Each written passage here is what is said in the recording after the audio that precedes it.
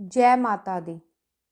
कार्तिक मास की प्रसिद्ध कथाओं में सत्यवान की कहानी। एक समय की बात है, किसी नगर में पोती अपनी दादी के साथ रहती थी। दोनों हर रोज सत्यवान की कहानी कहती थी। वह एक लोटे में जल भरकर और फूल रखकर कहानी कहती थी और सत्यवान का नाम लेकर अर्घ देती थी। पोती बड़ी हुई तो उसका विवाह हुआ और वह ससुराल जाने लगी। तब उसकी दादी ने उसे एक लोटा दिया जिसमें जल भरकर और उसमें फूल डालकर दे दिया। इसके अलावा दादी ने कुछ नहीं दिया और ना ही उसके पास कुछ था देने को। पोती ससुराल की ओर चलती जाए और सोचती जाए कि ससुराल में सभी पूछेंगे वह क्या कहेगी, कुछ भी नहीं लाई है, वह ससुराल वालों को क्या कहेगी। यही सोचती वह जा रही थी।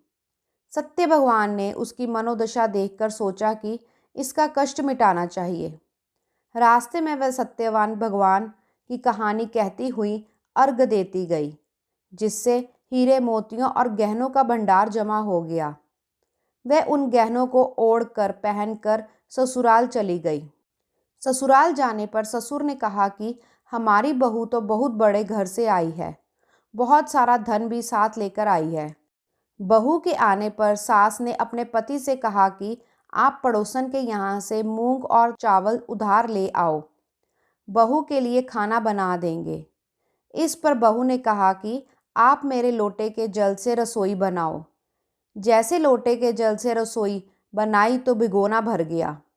उसमें अनेकों प्रकार के व्यंजन और मिठाइयाँ भर गई। खाना बनने पर सास ने बहू से खाने के लिए कहा तो बहू बोली कि ससुर जी ने नहीं खाया, आपने और मेरे पति ने भी नहीं खाया, तो मैं कैसे खा सकती हूँ। बहू ने कहा कि मेरा नियम है, मैं सत्यवान की कहानी के बाद ही खाती हूँ। बहू ने सत्यवान की कहानी कही और सभी ने सुनी, जिसके प्रभाव से उनके घर में धन का ढेर लग गया। सास सत्यवान भगवान का प्रसाद पड़ोस में बांटने गई तो पड़ोसन ने कहा कि अभी तो मूंग चावल उधार लेकर गई थी, तो इतना धन अचानक कहाँ से आ गया। सास ने कहा कि मेरी बहू सत्य भगवान की कहानी नियम से कहती है और उन्हीं सत्य भगवान ने इतना धन दिया है।